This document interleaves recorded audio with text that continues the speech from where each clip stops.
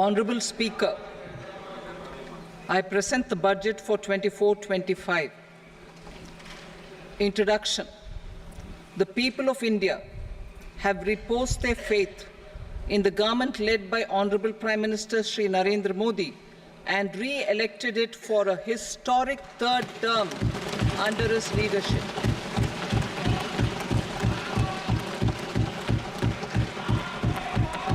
We are grateful for their support, faith, and trust in our policies. We are determined to ensure that all Indians, regardless of religion, caste, gender, and age, make substantial progress in realizing their life goals and aspirations. Global context. The global economy, while performing better than expected, is still in the grip of policy uncertainties. Elevated asset prices, political uncertainties, and shipping disruptions continue to pose significant downside risks for growth and upside risks to inflation. In this context, India's economic growth continues to be the shining exception and will remain so in the years ahead.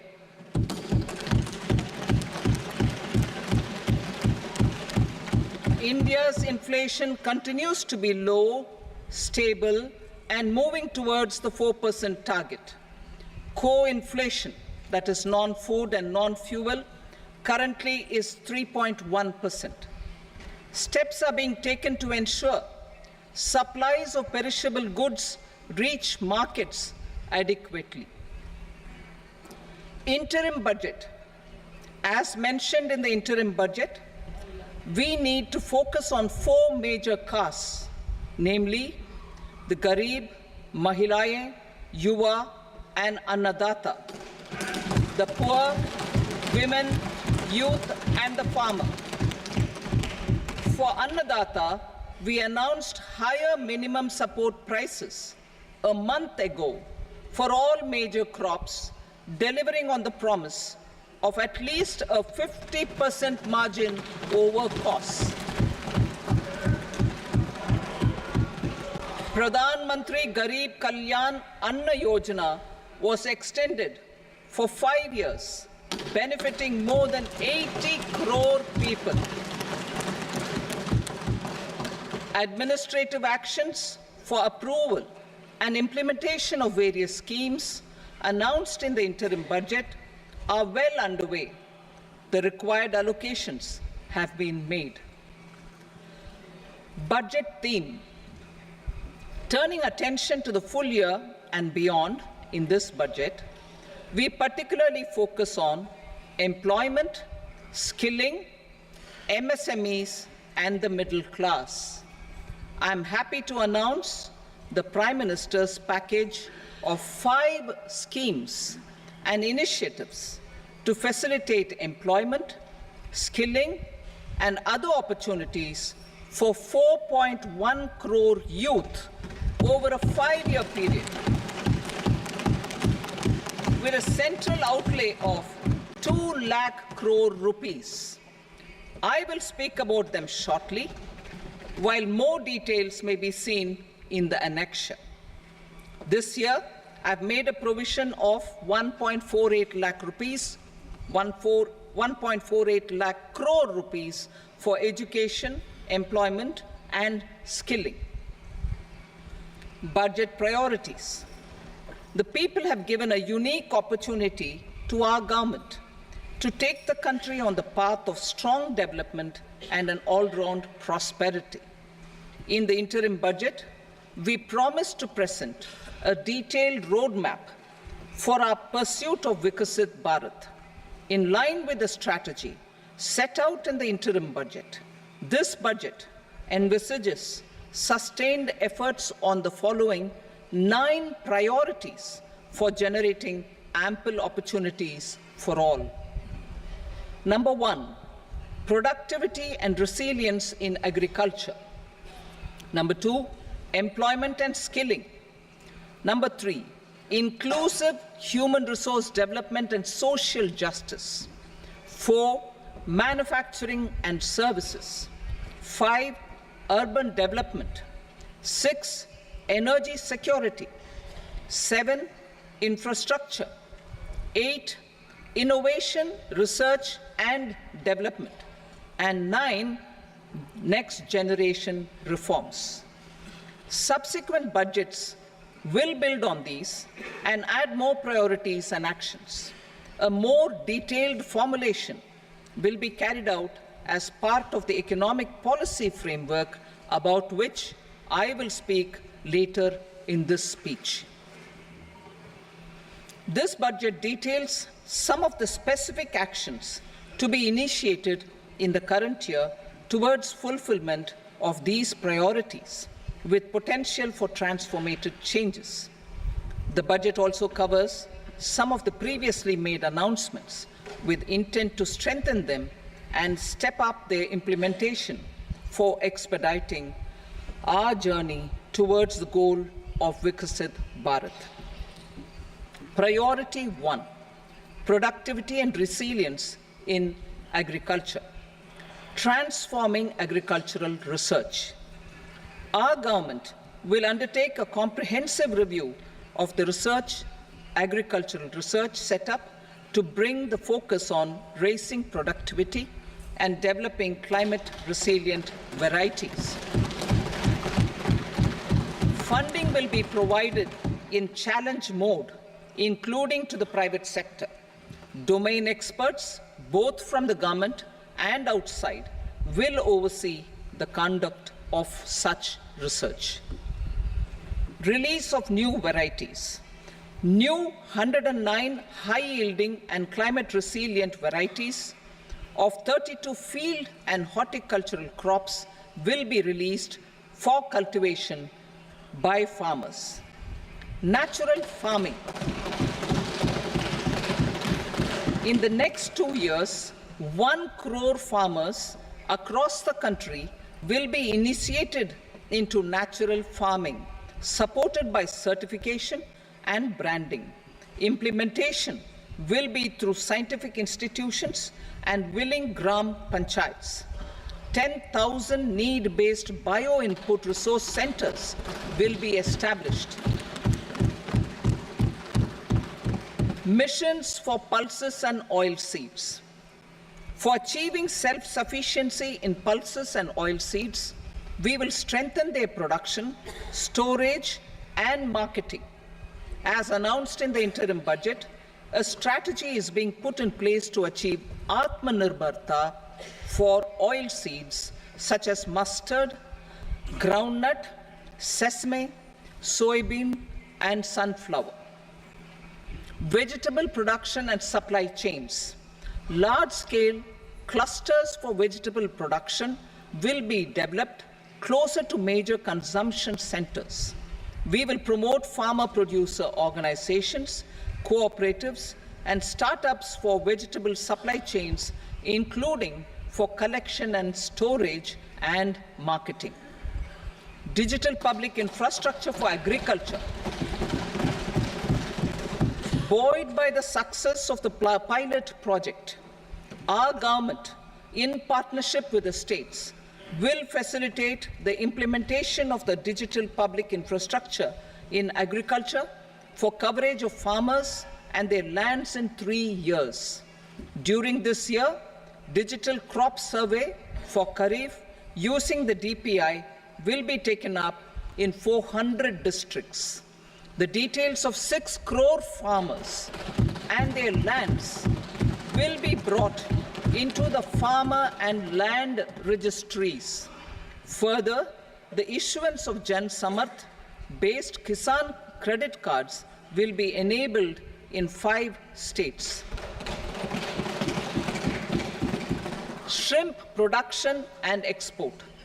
Financial support for setting up a network of nucleus breeding centers for shrimp brood stocks will be provided. Financing for shrimp farming, processing, and export will be facilitated through NABARD. National cooperation policy. Our government will bring out a national cooperation policy for systematic, orderly, and all-round development of the cooperative sector, fast-tracking growth of rural economy and generation of employment opportunities on a large scale will be the policy goal. This year, I have made a provision of 1.52 lakh crore rupees for agriculture and allied sectors.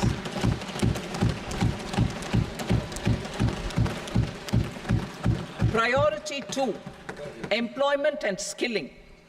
Employment-linked incentive. Our government will implement following 3 schemes for employment-linked incentive as part of the Prime Minister's package. These will be based on enrollment in the EPFO and focus on recognition of first-time employees and support to employees and employers. Scheme A, first-timers. This scheme will provide 1 month wage to all persons newly entering the workforce in all formal sectors.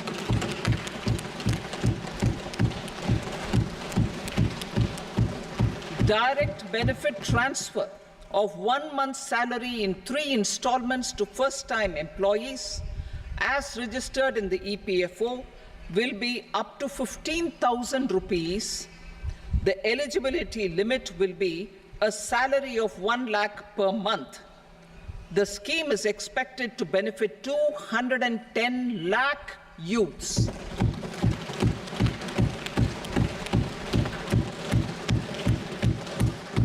Scheme B, job creation in manufacturing. This scheme will incentivize additional employment in the manufacturing sector linked to the employment of first-time employees. An incentive will be provided at specified scale directly both to the employee and the employer with respect to the EPFO contribution in the first 4 years of employment. The scheme is expected to benefit 30 lakh youth entering employment and their employers.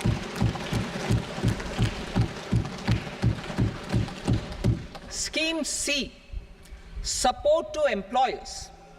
This employer-focused scheme will cover additional employment in all sectors. All additional employment within a salary of 1 lakh rupee per month will be counted. The government will reimburse to employers up to 3,000 rupees per month for 2 years towards the EPFO contribution for each additional employee. The scheme is expected to incentivize additional employment of 50 lakh persons.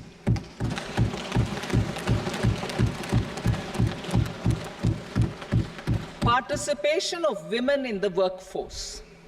We will facilitate higher participation of women in the workforce through setting up of working women hostels in collaboration with industry and establishing creches. In addition, the partnership will seek to organize women-specific skilling programs and promotion of market access for women SHG enterprises. Skilling program. I'm happy to announce a new centrally sponsored scheme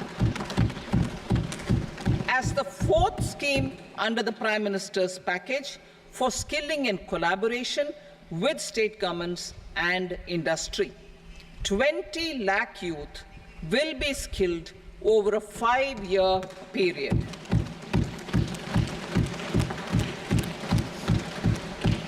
"1,000 industrial training institutes will be upgraded in hub and spoke arrangements with outcome orientation.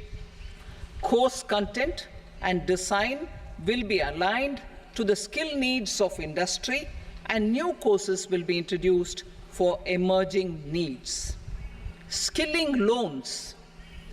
The model skill loan scheme will be revised to facilitate loans up to 7.5 lakh rupees with a guarantee from a government-promoted fund. This measure is expected to help 25,000 students every year.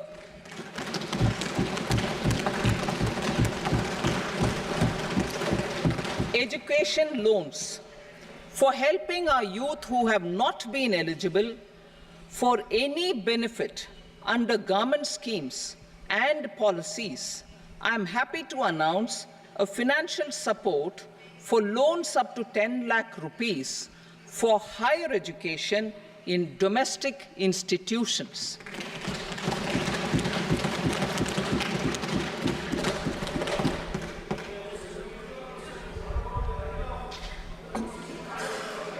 E-vouchers for this purpose. E-vouchers for this purpose will be given directly to 1 lakh students every year for annual interest subvention of 3% of the loan amount. Priority 3, inclusive human resource development and social justice, saturation approach. Our government is committed to all-round, all-pervasive and all-inclusive development of people, particularly farmers, youth, women, and the poor. For achieving social justice comprehensively, the saturation approach of covering all eligible people through various programs, including those for education and health, will be adopted to empower them by improving their capabilities. Implementation of schemes meant for supporting economic activities by craftsmen, artisans, self-help groups, scheduled caste, scheduled tribe, and women entrepreneurs and street vendors such as the PM Vishwakarma, PM Swanidhi, National Livelihood Missions, and Stand Up India will be stepped up. Purvodaya. The states in the eastern part of the country are rich in endowments and have strong cultural traditions. We will formulate a plan, Purvodaya, for the all-round development of the eastern region of the country, covering Bihar, Jharkhand, West Bengal, Odisha, and Andhra Pradesh. This will cover human resource development, infrastructure, and generation of economic opportunities to make the region an engine to attain Vikasit Bharat. On the Amritsar-Kolkata industrial corridor, we will support development of an industrial node at Gaya. This corridor will catalyze industrial development of the eastern region. The industrial node at Gaya will also be a good model for developing our ancient centers of cultural importance into future centers of modern economy. This model shall showcase Vikas Bhi, Virasat Bhi in our growth trajectory.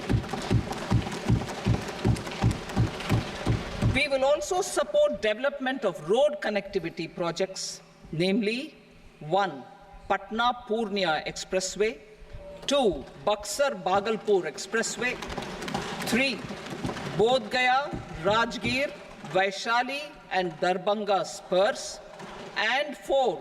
Additional 2-lane bridge over River Ganga at Buxar at a total cost of 26,000 crore rupees.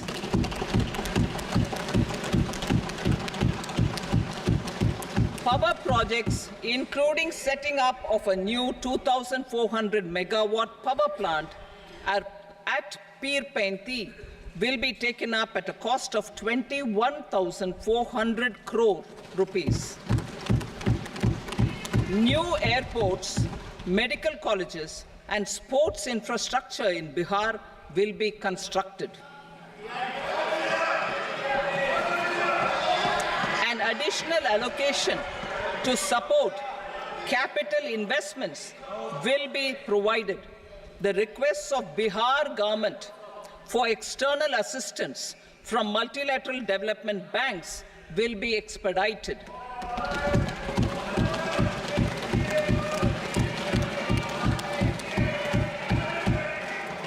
Andhra Pradesh Reorganization Act. Our government has made concerted efforts to fulfill the commitments in Andhra Pradesh Reorganization Act.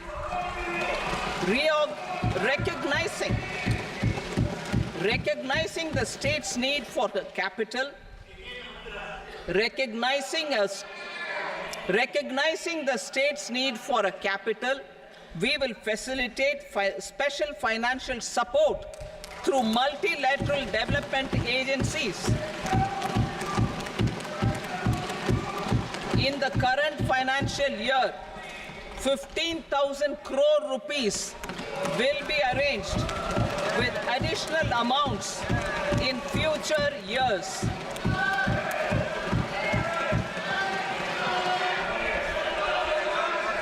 Our government is fully committed to financing and early completion of the Polavaram irrigation project, which is the lifeline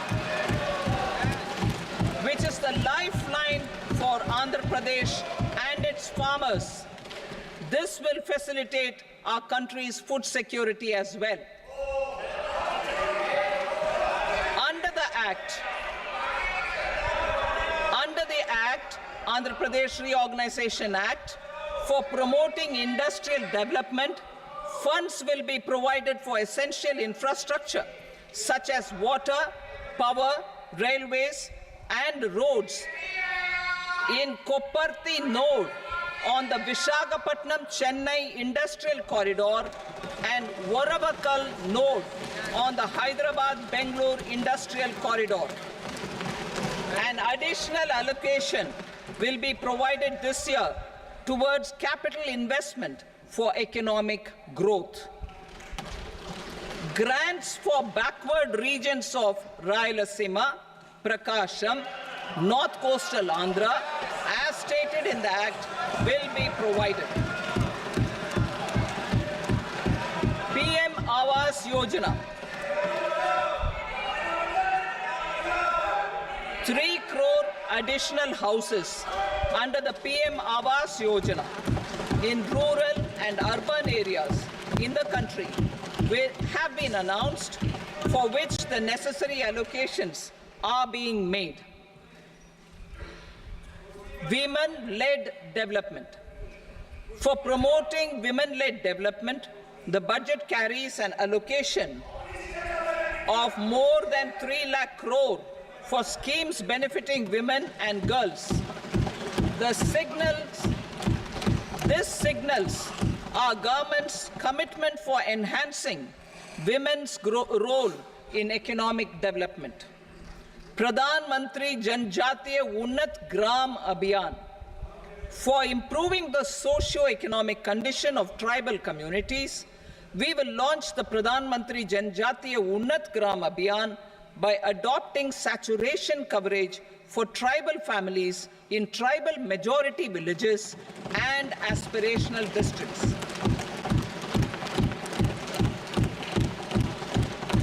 This will cover 63,000 villages, benefiting 5 crore tribal people. Bank branches in northeastern region. More than 100 branches of India Post Payment Bank will be set up in the northeast region to expand the banking services. This year, I have made a provision of 2.66 lakh crore rupees for rural development, including rural infrastructure. Priority 4, manufacturing and services, support for promotion of MSMEs. This budget provides special attention to MSMEs and manufacturing, particularly labor-intensive manufacturing. We have formulated a package covering financing, regulatory changes, and technology support for MSMEs to help them grow and also compete globally, as mentioned in the interim budget. I am happy to announce the following specific measures. Credit guarantee scheme for MSMEs in the manufacturing sector. For facilitating term loans to MSMEs for purchase of machinery and equipment without collateral or third-party guarantee, a credit guarantee scheme will be introduced. The scheme will operate on pooling of credit risks of such MSMEs.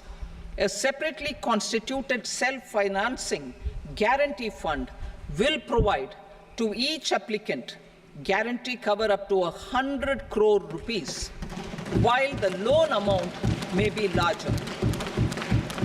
The borrower will have to provide an upfront guarantee fee and an annual guarantee fee on the reducing loan balance. New assessment model for MSME credit.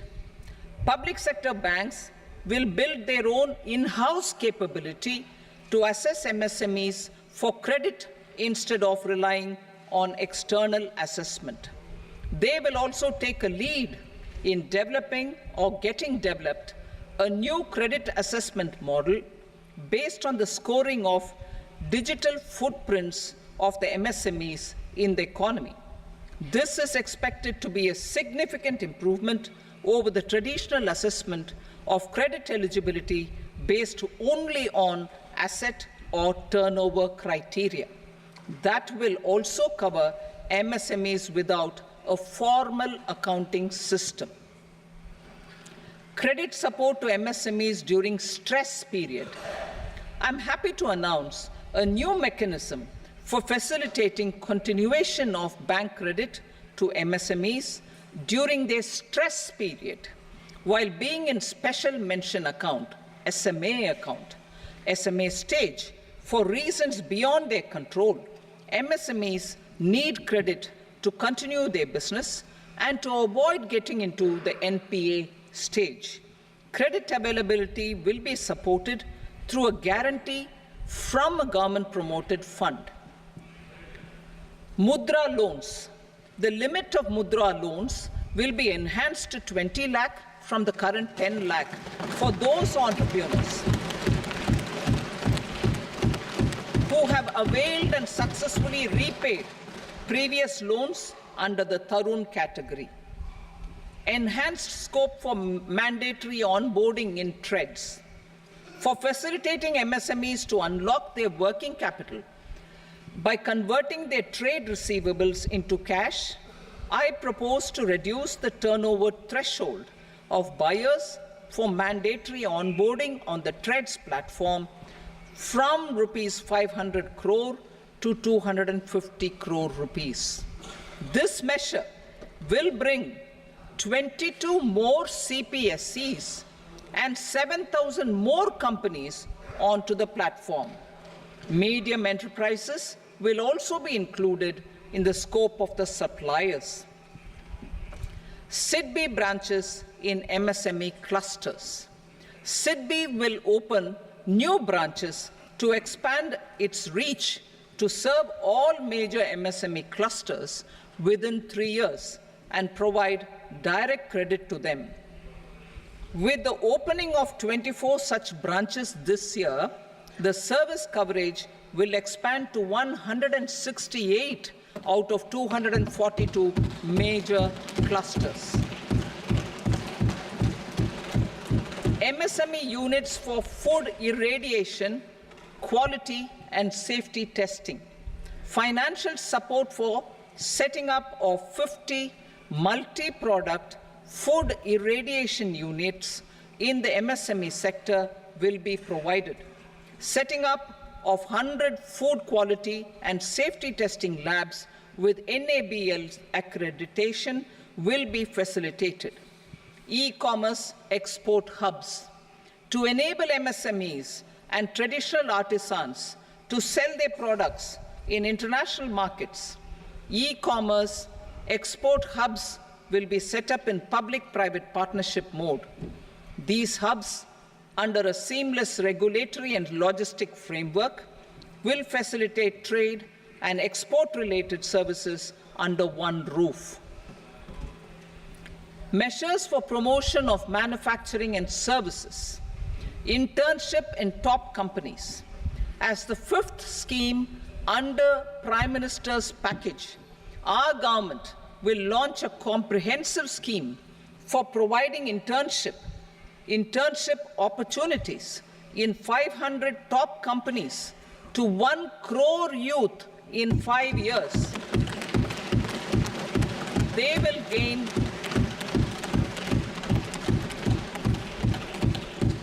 will gain exposure for 12 months to real-life business environment, varied professions, and employment opportunities.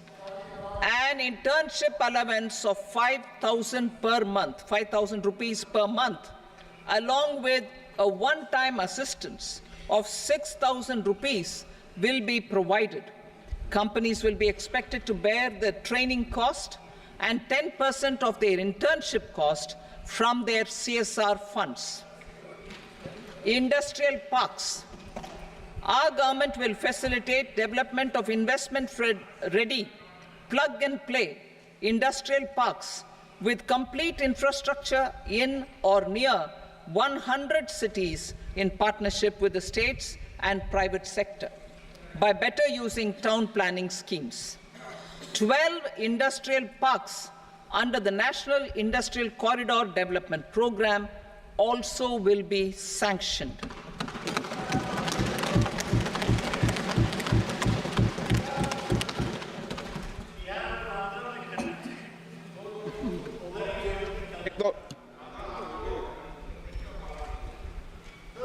Veji paper, no.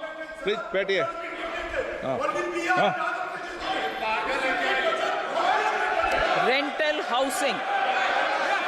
Rental housing with dormitory type accommodation for industrial workers will be, just 1 minute. Rental housing, I repeat, rental housing with dormitory type accommodation for industrial workers will be facilitated in PPP mode with VGF support and commitment from anchor industries. Shipping industry, ownership, leasing and flagging reforms will be implemented to improve the share of Indian shipping industry and generate more employment. Critical mineral mission. We will set up a critical mineral mission for domestic production, recycling of critical minerals, and overseas acquisition of critical mineral assets. Its mandate will include technology development, skilled workforce, extended producer responsibility framework, and a suitable financing mechanism. Offshore mining of minerals.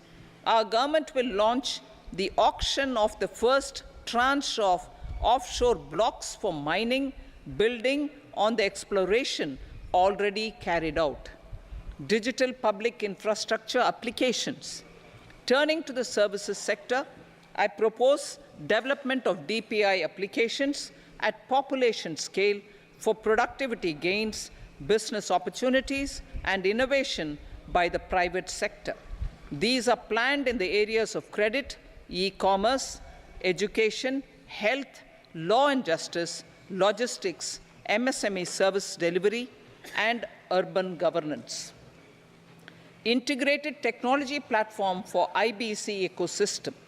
An integrated technology platform will be set up for improving the outcomes under the Insolvency Bankruptcy Code for achieving consistency, transparency, timely processing, and better oversight for all stakeholders. Voluntary closure of LLPs. The services of the Center for Processing Accelerated Corporate Exit, CPACE, will be extended for voluntary closure of LLPs to reduce the closure times. National Company Law Tribunals. The IBC has resolved more than 1,000 companies, resulting in direct recovery of 3.3 lakh crore to creditors. 3.3 lakh crore rupees to creditors. In addition, 28,000 cases involving over 10 lakh crore rupees have been disposed of even prior to admission. Appropriate changes to the IBC, reforms and strengthening of the tribunal and appellate tribunals will be initiated to speed up insolvency resolution. Additional tribunals will be established. Out of those, some will be notified to decide cases exclusively under the Companies Act. Debt recovery. Steps for reforming and strengthening debt recovery tribunals will be taken. Additional tribunals will be established to speed up recovery. Priority 5, urban development. Cities as growth hubs. Working with states, our government will facilitate development of cities as growth hubs. This will be achieved through economic and transit planning and orderly development of peri-urban areas utilizing town planning schemes. Creative redevelopment of cities. For creative brownfield redevelopment of existing cities with a transformative impact, our government will formulate a framework for enabling policies, market-based mechanisms, and regulation. Transit-oriented development. Transit-oriented development plans for 14 large cities with a population above 30 lakh will be formulated, along with an implementation and financing strategy. Urban housing. Under the PM Awas Yojana, Urban 2.0, housing needs of 1 crore urban poor and middle-class families will be addressed with an investment of 10 lakh crore rupees. This will include the central assistance of 2.2 lakh crore rupees in the next 5 years. A provision of interest subsidy to facilitate loans at affordable rates is also envisaged. In addition, enabling policies and regulations for efficient and transparent rental housing markets with enhanced availability will also be put in place. Water supply and sanitation. In partnership with state governments and multilateral development banks, we will promote water supply, sewage treatments, and solid waste management projects and services for 100 large cities through bankable projects. These projects will also envisage use of treated water for irrigation and filling up of tanks in nearby areas. Street markets.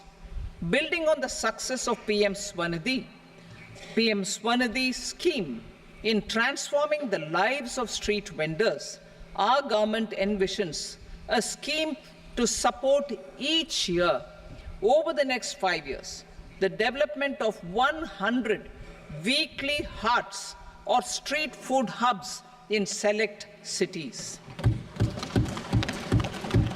Stamp duty. We will encourage states which continue to charge high stamp duty to moderate the rates for all and also consider further lowering duties for properties purchased by women. This reform will be made an essential component of urban development schemes. Priority 6, energy security, energy transition. In the interim budget, I had announced our strategy to sustain high and more resource-efficient economic growth, along with the energy security in terms of availability, accessibility, and affordability. We will bring out a policy document on appropriate energy transition pathways that balances the imperatives of employment, growth, and environmental sustainability. PM Surya Ghar Muft Bijli Yojana. PM Surya Ghar Muft Bijli Yojana. In line with the announcement in the interim budget, In line with the announcement in the interim budget, PM Surya Ghar Muft Bijli Yojana has been launched to install rooftop solar plants to enable 1 crore households obtain free electricity up to 300 units every month. The scheme has generated remarkable response with more than 1.28 crore registrations and 14 lakh applications, and we will further encourage it. Pumped storage policy. A policy for promoting pumped storage projects will be brought out for electricity storage and facilitating smooth integration of the growing share of renewable energy with its variable and intermittent nature in the overall energy mix. Research and development of small and modular nuclear reactors. Nuclear energy is expected to form a very significant part of the energy mix for Vikasit Bharat. Towards that pursuit, our government will partner with the private sector for 1. Setting up Bharat Small Reactors, 2. Research and development of Bharat Small Modular Reactor, and 3. Research and development of newer technologies for nuclear energy. The R&D funding announced in the interim budget will be made available for this sector also. Advanced ultra supercritical thermal power plants. The development of indigenous technology for advanced ultra supercritical thermal power plants with much higher efficiency has been completed. A joint venture between NTPC and BHEL will set up a full-scale 800 megawatt commercial plant using AUSC technology. The government will provide the required fiscal support. Moving forward, development of indigenous capacity for the production of high-grade steel and other advanced metallurgy materials for these plants will result in strong spin-off benefits for the economy. Roadmap for hard-to-abate industries. A roadmap for moving the hard-to-abate industries from energy efficiency targets to emission targets will be formulated. Appropriate regulations for transition of these industries from the current perform, achieve, and trade mode to Indian carbon market mode will be put in place. Support to traditional micro and small industries. An investment-grade energy audit of traditional micro and small industries in 60 clusters, including brass and ceramic, will be facilitated. Financial support will be provided for shifting them to cleaner forms of energy and implementation of energy efficiency measures. The scheme will be replicated in another 100 clusters in the next phase. Priority 7, infrastructure investment by central government. Significant investment the central government has made over the years in building and improving infrastructure has had a strong multiplier effect on the economy. We will endeavor to maintain strong fiscal support for infrastructure over the next 5 years in conjunction with imperatives of other priorities and fiscal consolidation. This year, I have provided 11,11,111 crore rupees for capital expenditure. This would be 3.4% of our GDP. Infrastructure investment by state governments.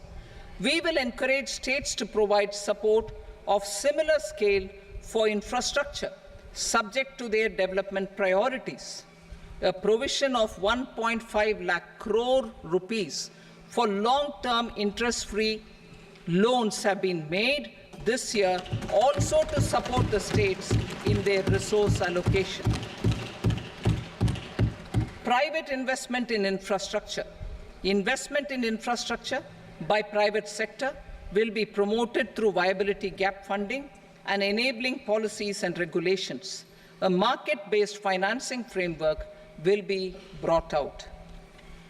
Pradhan Mantri Gram Sadak Yojana, Phase 4 of the PMGSY will be launched to provide all-weather connectivity to 25,000 rural habitations, which have become eligible in view of their population increase. Irrigation and flood mitigation. Bihar has frequently suffered from floods, many of them originating outside the country.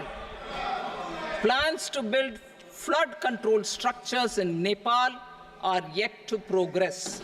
Our government, through the Accelerated Irrigation Benefit Program and other sources, will provide financial support for projects with estimated cost of 11,500 crore rupees, such as the Kosi-Michi intra-state link and 20 other ongoing and new schemes, including barrages, river pollution abatement, and irrigation projects. In addition, survey and investigation of Kosi-related flood mitigation and irrigation projects will be undertaken.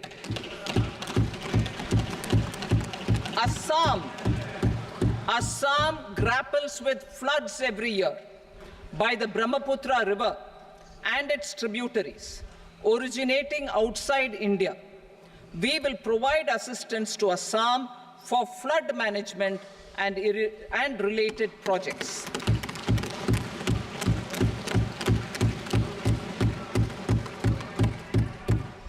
Himachal Pradesh suffered extensive losses due to floods last year.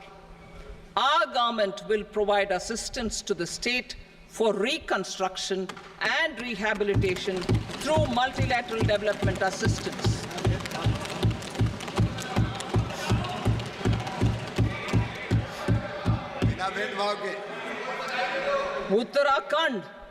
Uttarakhand too suffered losses due to cloudbursts and massive landslides. We will provide assistance to the state. Recently, Sikkim witnessed devastating flash floods and landslides that wreaked havoc across the state. Our government will provide assistance to the state. Tourism. Tourism has always been a part of our civilization. Our efforts in positioning India as a global tourist destination will also create jobs, stimulate investments, and unlock economic opportunities for other sectors. In addition to the measures outlined in the interim budget, I propose the following measures. Vishnupad Temple at Gaya and Mahabodhi Temple at Bodh Gaya in Bihar are of immense spiritual significance. Comprehensive development of Vishnupad Temple Corridor and Mahabodhi Temple Corridor will be supported, modeled on the successful Kashi Vishwanath Temple Corridor to transform them into world-class pilgrim and tourist destinations. Rajgir holds immense religious significance for Hindus, Buddhists, and Jains. The 20th Tirthankara Muniswarata temple in the Jain temple complex is ancient. The Saptarishi, or the 7 hot springs, form a warm water Brahmkund that is sacred. a comprehensive development initiative for Rajgir will be undertaken. Our government will support the development of Nalanda as a tourist center, besides reviving Nalanda University to its glorious stature. Odisha's scenic beauty, temples, monuments, craftsmanship, wildlife sanctuaries, natural landscapes, and pristine beaches make it an ultimate tourism destination.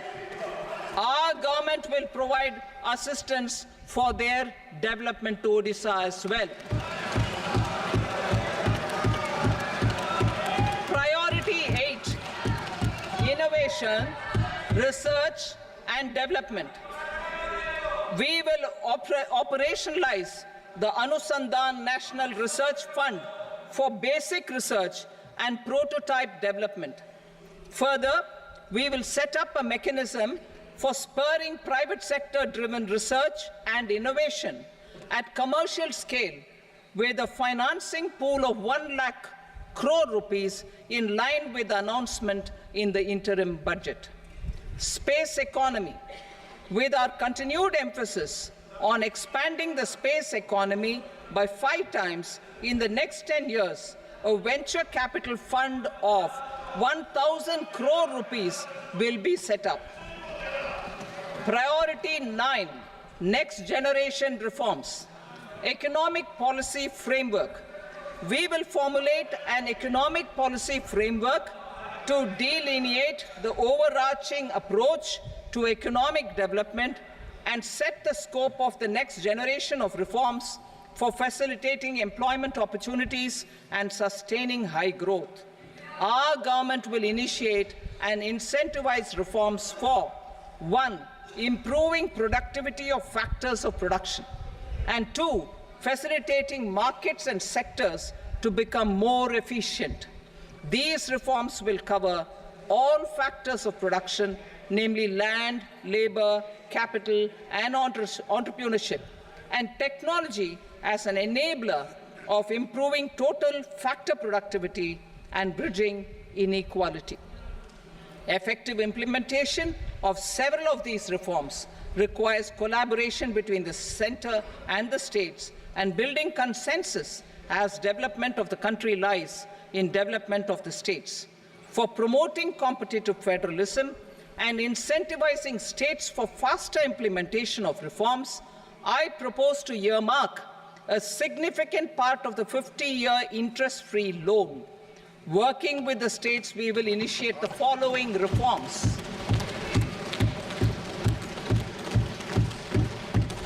Land-related reforms and actions, both in the rural and urban areas, will cover land administration, will cover 1. Land administration, planning and management, and 2.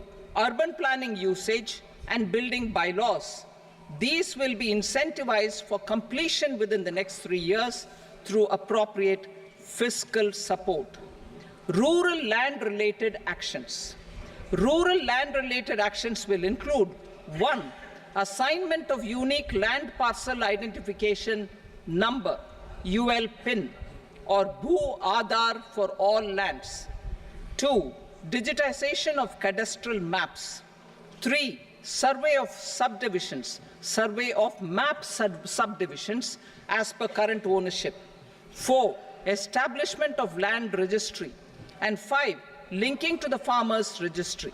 These actions will also facilitate credit flow and other agricultural services.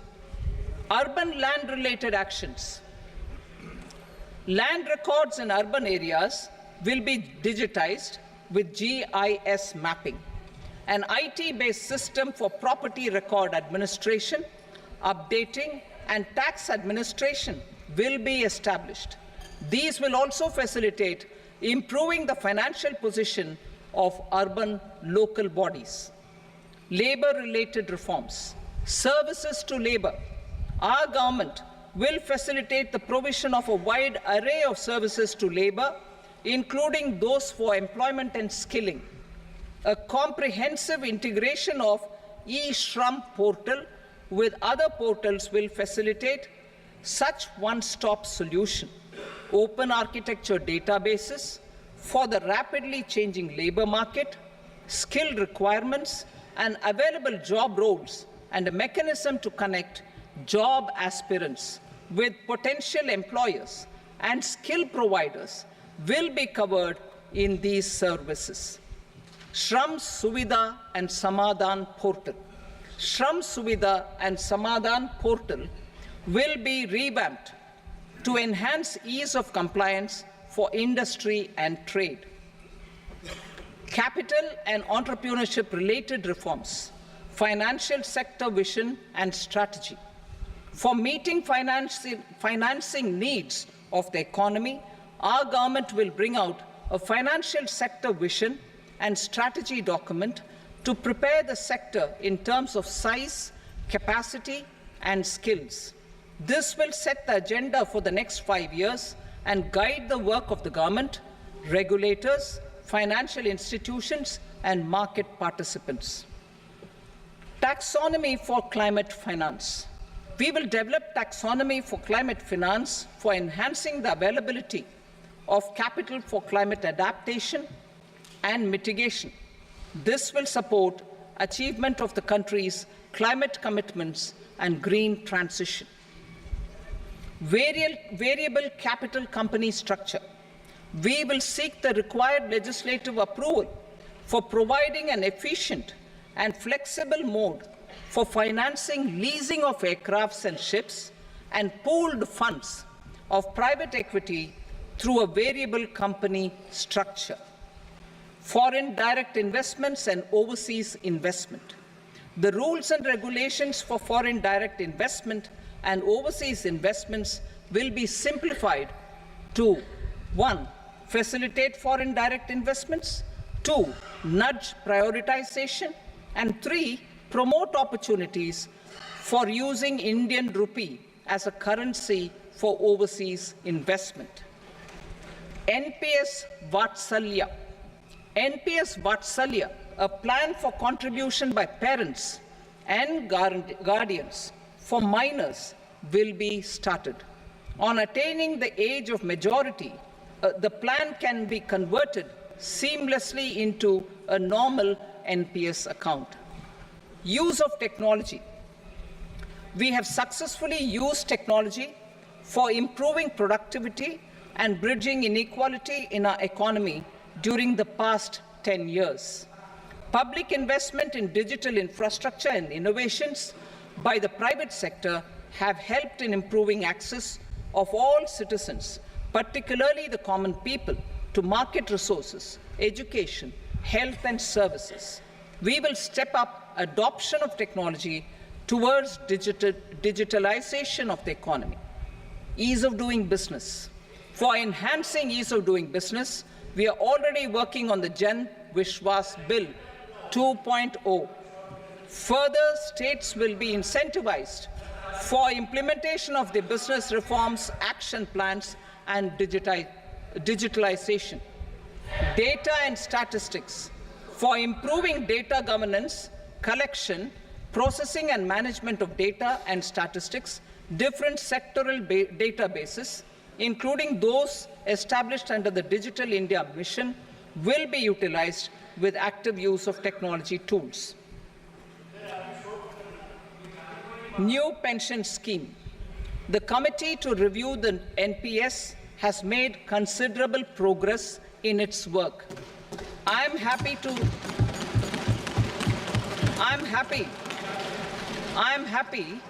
that the staff side of the National Council of the Joint Consultative Machinery for Central Government Employees has taken a constructive approach. A solution will be evolved which addresses the relevant issues while maintaining fiscal prudence to protect the common citizens. Budget estimates for 24-25. For the year 24-25, total receipts other than borrowings and the total expenditure are estimated at 32.07 lakh crore rupees and 48.21 lakh crore rupees respectively. The net tax receipts are estimated at 25.83 lakh crore rupees. The fiscal deficit is estimated at 4.9% of the GDP. The gross and the net market borrowings through dated securities during 24-25 are estimated at 14.01 lakh crore rupees and 11.63 lakh crore rupees respectively. Both will be less than that in 23-24. The fiscal consolidation path announced by me in 2021 has served our economy very well, and we aim to reach the deficit below 4.5% next year. The government is committed to staying the course. From 2026-27 onwards, our endeavour will be to keep the fiscal deficit each year such that the central government's debt will be on a declining path as percentage of GDP. I will now move to Part B.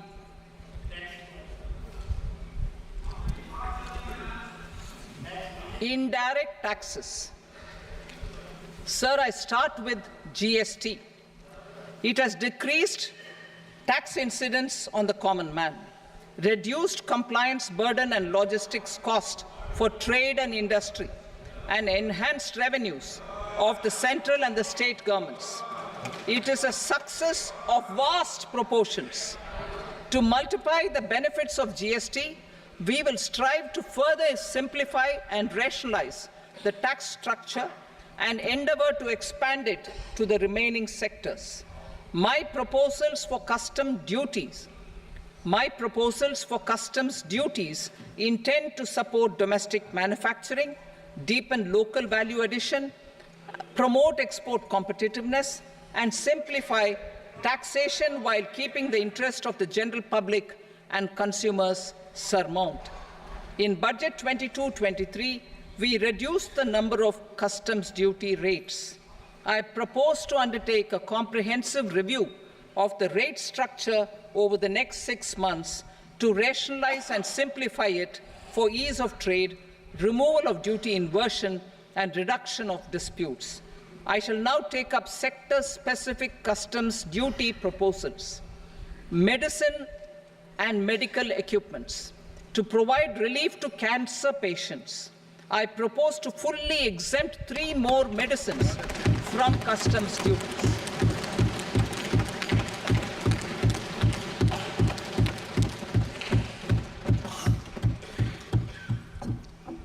I also propose changes in the BCD on X-ray tubes and flat panel detectors for use in medical X-ray machines under the phased manufacturing program so as to synchronize them with the domestic capacity addition.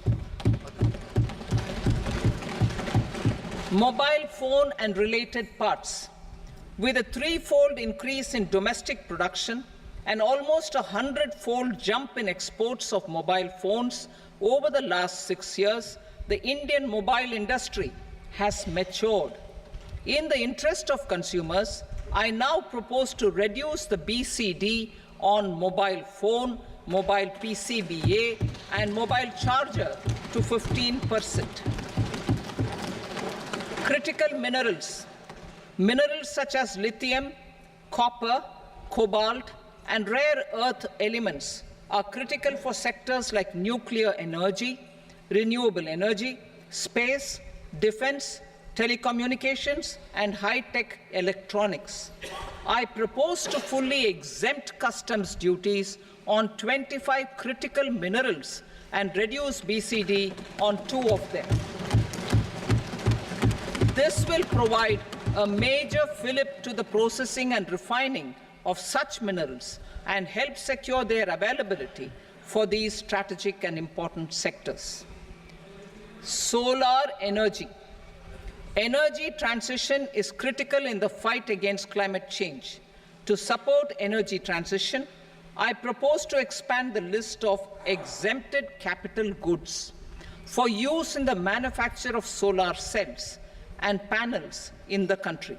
Further, in view of sufficient domestic manufacturing capacity of solar gas, glass and tinned copper interconnect, I propose not to extend the exemption of custom duties provided to them.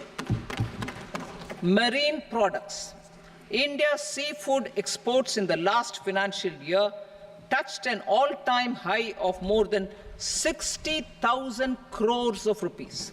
Frozen shrimp accounted for about 2/3 of these exports. To enhance their competitiveness, I propose to reduce BCD on certain broodstock, polychaete worms, shrimp and fish feed to 5%. I also propose to exempt customs duty on various inputs for manufacture of shrimp and fish feed. Leather and textile.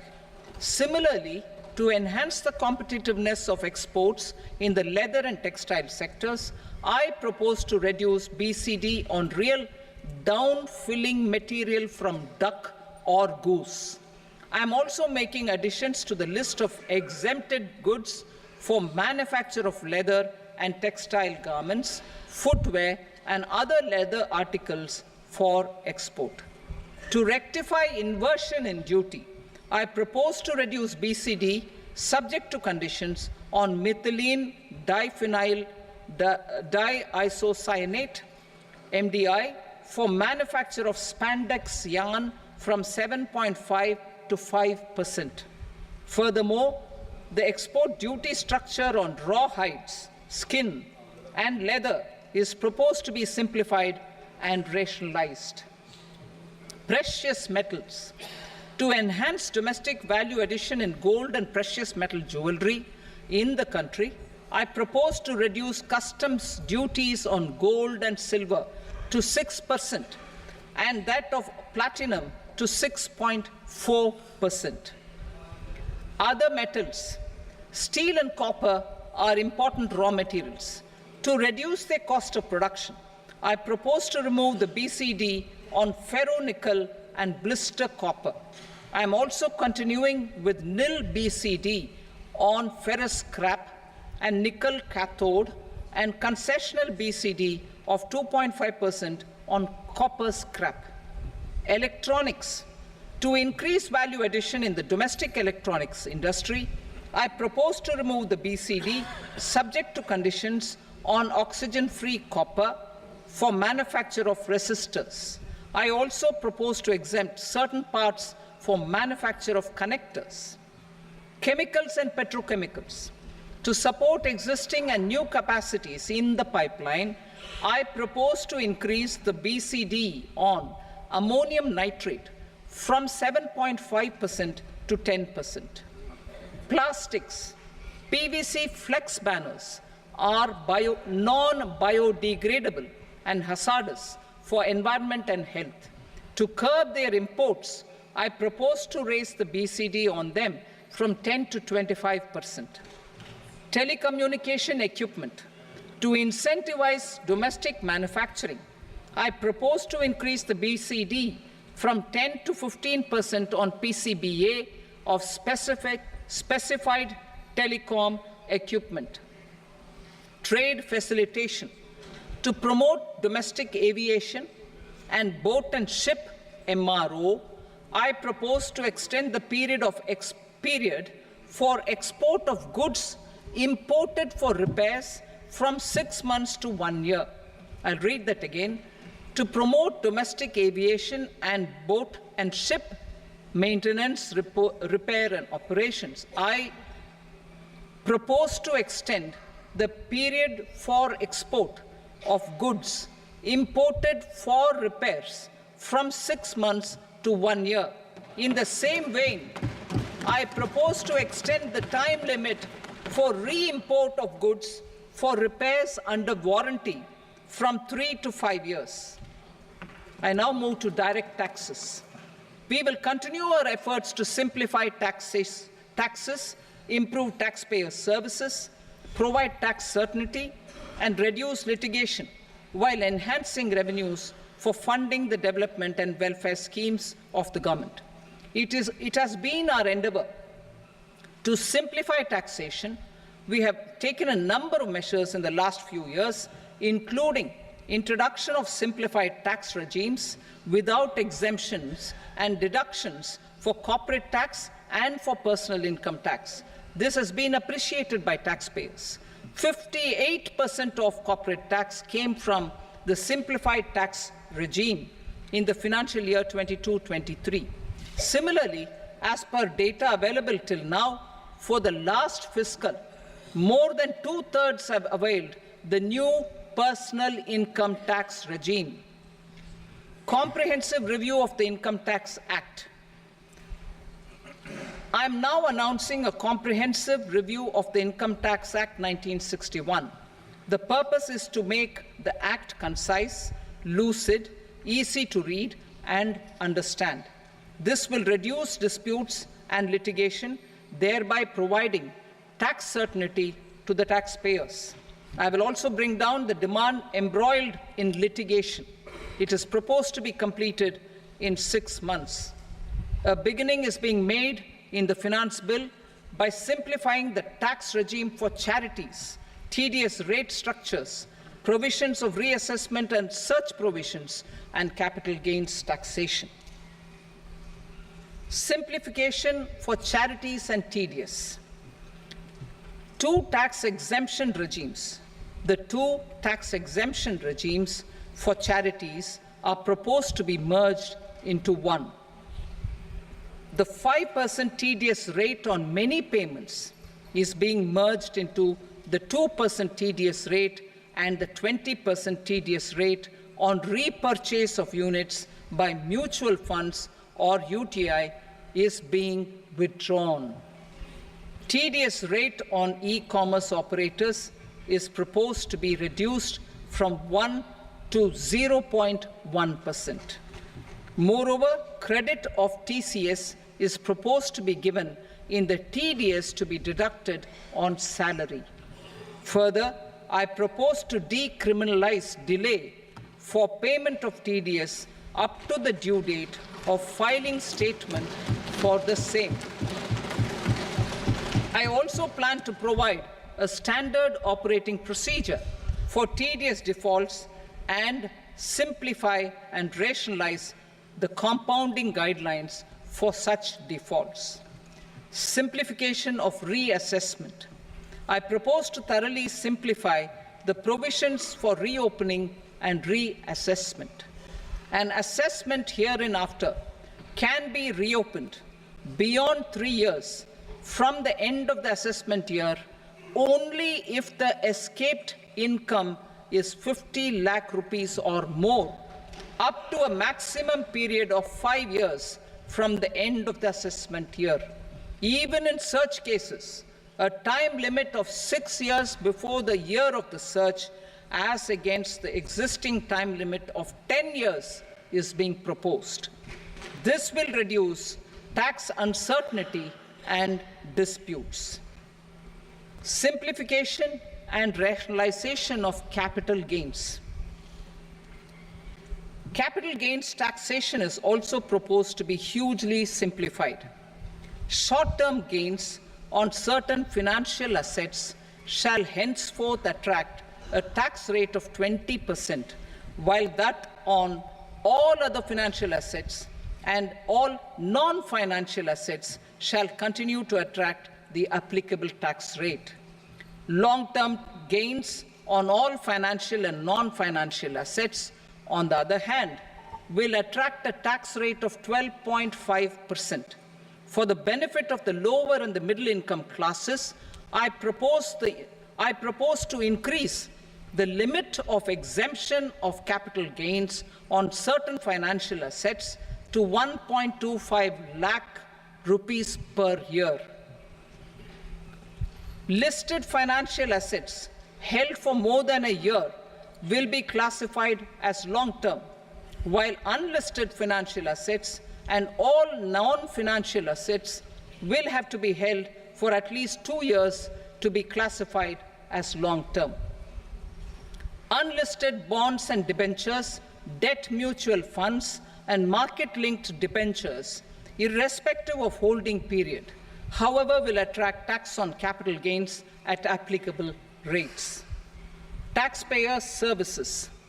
All the major taxpayer services under GST and most services under customs and income tax have been digitalized. All remaining services of customs and income tax, including rectification and order giving effect to appellate orders, shall be digitalized and made paperless over the next 2 years. Litigation and appeals. While our concerted efforts to reduce pendency of appeals at various appellate fora are beginning to show good results, it will continue to engage our highest attention. To dispose of the backlog of first appeals, I plan to deploy more officers to hear and decide such appeals, especially those with large tax effect. For resolution of certain income tax disputes pending an appeal, I am also proposing Vivad Se Vishwas Scheme 2024. Further, I propose to increase monetary limits for filing appeals related to direct taxes, excise, and service tax in the tax tribunals, high courts, and Supreme Court to 60 lakh rupees, 2 crore rupees, and 5 crore respectively, with a view to reduce litigation and provide certainty in international taxation. We will expand the scope of safe harbor rules and make them more attractive. We will also streamline the transfer pricing assessment procedure. Employment and investment. I have a few proposals to promote investment and foster employment. First of all, to bolster the Indian startup ecosystem, boost the entrepreneurial spirit, and to support innovation, I propose to abolish the so-called angel tax for all classes of investors. Second, there is tremendous potential for cruise tourism in India. To give a fillip to this employment-generating industry, I am proposing a simpler tax regime for foreign shipping companies operating domestic cruises in the country. Third, India is a world leader in the diamond cutting and polishing industry, which employs a large number of skilled workers. To further promote the development of this sector, we would provide for safe harbor rates for foreign mining companies selling raw diamonds in the country. Fourth, to attract foreign capital for our development needs, I propose to reduce the corporate tax rate on foreign companies from 40 to 35%. Deepening the tax base. I have a couple of proposals for deepening the tax base. First, security transaction tax on futures and options of securities is proposed to be increased to 0.02% and 0.1% respectively. Second, for reasons of equity, I propose to tax income received on buyback of shares in the hands of recipients. Other proposals: to improve social security benefits, deduction of expenditure by employers towards NPS is proposed to be increased from 10 to 14% of the employee's salary. Similarly, deduction of this expenditure up to 14% of salary from the income of employees in private sector, public sector banks, and undertakings opting for the new tax regime is proposed to be provided. Indian professionals working in multinationals get ESOPs and invest in social security schemes and other movable assets abroad. Non-reporting of such small foreign assets has penal consequences under the Black Money Act. Such non-reporting of movable assets up to 20 lakh rupees is proposed to be depenalized. Other major proposals in the finance bill relate to withdrawal of equalization levy of 2%, expansion of tax benefits to certain funds and entities in IFSCs, and immunity from penalty and prosecution to Benamidar on full and true disclosure so as to improve conviction under the Benami Transaction Prohibition Act 1988. Personal income tax. Coming to personal income tax rates, I have two announcements to make for those opting for the new tax regime.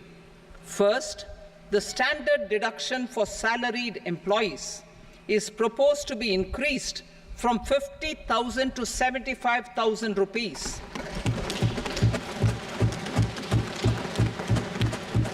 Similarly, deduction on family pension for pensioners is proposed to be enhanced from 15,000 to 25,000 rupees. This will provide relief to about 4 crore salaried individuals and pensioners.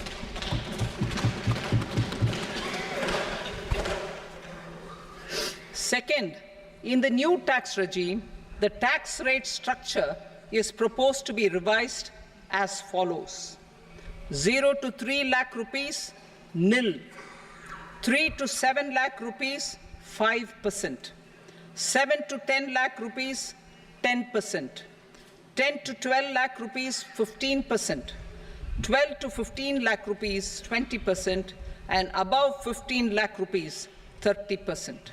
As a result of these changes, a salaried employee in the new tax regime stands to save up to 17,500 rupees in income tax.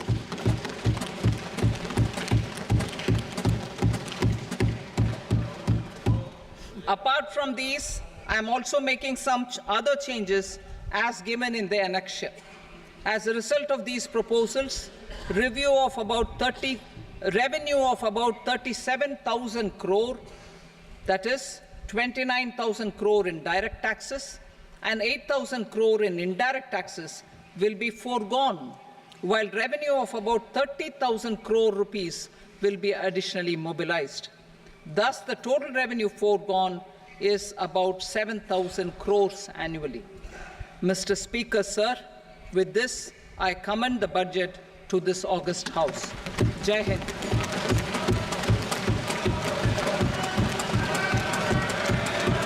Item number 2. Item number 2.